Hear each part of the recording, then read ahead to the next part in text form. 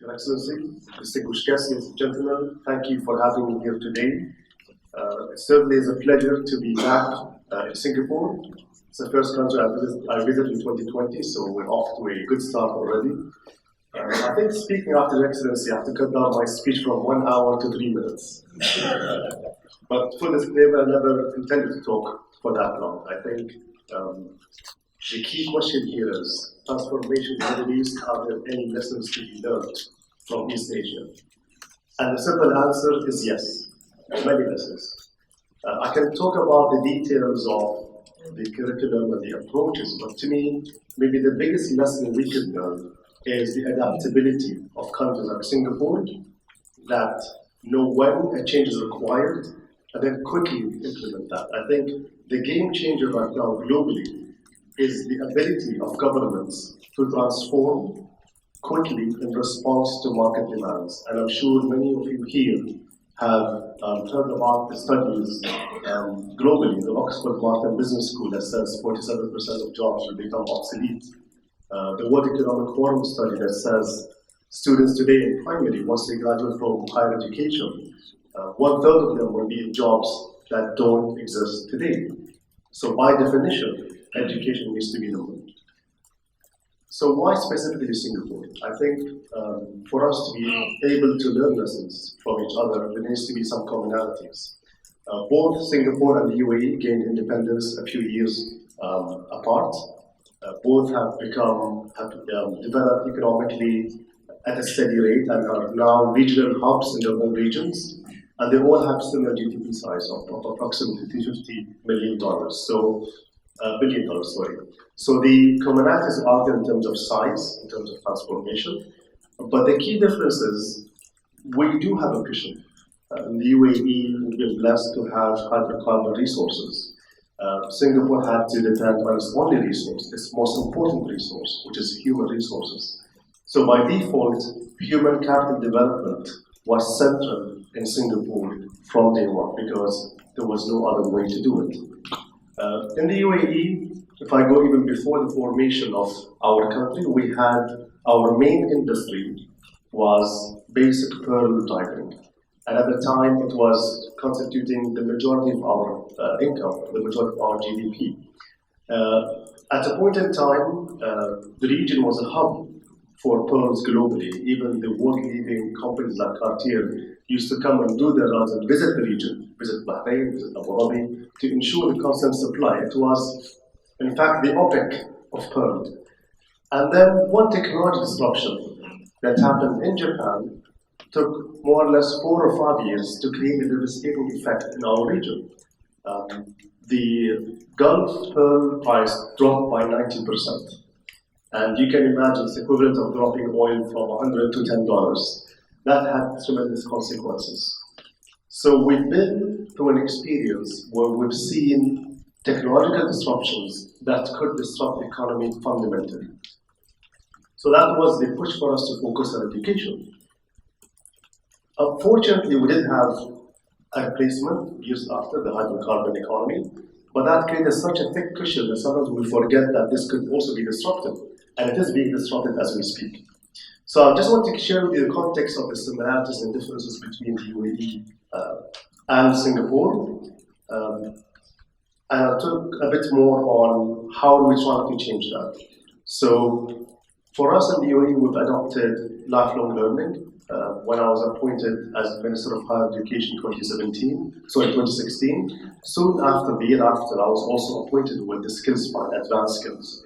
And the first country that came to my mind was Singapore with the Skills Future program, which is very inspiring to see how can a government really tackle the skills gap at a national level. It's fundamentally unique globally. We've compared what Singapore has done to, for example, what Ireland has done. They've followed more of a specific sectors and focus on them. In Singapore, you have done all sectors and in a very, I would say, hands-on approach. So we asked ourselves as government, what is the right model? Who owns the responsibility of skilling, reskilling? Is it the citizen? Is it the university? Is it the employer? Or is it the government? and we're still trying to solve for that as we speak. Besides the governing model, we wanted to define what are the skills. So we looked at global think tanks in that region, the World Economic Forum, the EU, and the OECD. And you will notice that the majority group them into three: the core literacies, numeracy, and so forth. But we've also added scientific literacy, which is, by the way, not science subject. It's how to think like a scientist. The scientific literacy, financial literacy as well, tech literacy. So all these literacies are required, in our view, from every single citizen, regardless of their job. That is the first type of skills. The second, we call it competencies, which is the skills required by a person to perform a task. And these are basically critical thinking, creativity, collaboration, and communication. So the skills required to accomplish a certain task. The third bucket, and the most difficult one, is what we call character qualities. These are the skills that are not necessarily required to do a job, but to deal with the environment around you. And they include things like leadership, adaptability, social and cultural awareness, empathy as well, and growth mindset. How can I have a growth mindset? To truly believe that I can unskill, reskill, and upskill myself. And when we took this definition, first thing we had to do was to create a momentum, because no matter what the government does, we talk about doing vouchers as well, but if the individual does not understand and fully understand that skills development is a personal choice, then no matter what you do at the university, at the government, it will not be adopted. So we went on a year-long program of educating all parts of society, from school children to universities to employees, about the importance of lifelong learning. So a big part of what we did was actually creating that behavioral change to adopt lifelong learning. Then we created some partnerships. We've signed with the World Economic Forum on a program called Closing the Skills Accelerator, which was, we did Usala and Dalia. The idea is to create different accelerators globally, one in Dubai and there's many others globally, where we share experiences. We've shared some experiences with Pakistan, we've shared some experiences with Oman, and now Russia is also on board. So there's the international sharing of experiences, but more importantly, at every single accelerator, it's purely dependent on public and private partnerships. It's a good mix of academia, employers, both government and private. So these are main aspects we've been focusing on over the past couple of years. One was defining the skills, two, creating a momentum of lifelong learning, and three, collaborating globally, whether through the World Economic Forum or by visiting His Excellency, who was more than kind enough to share his successes, actually, and his challenges in a more open manner.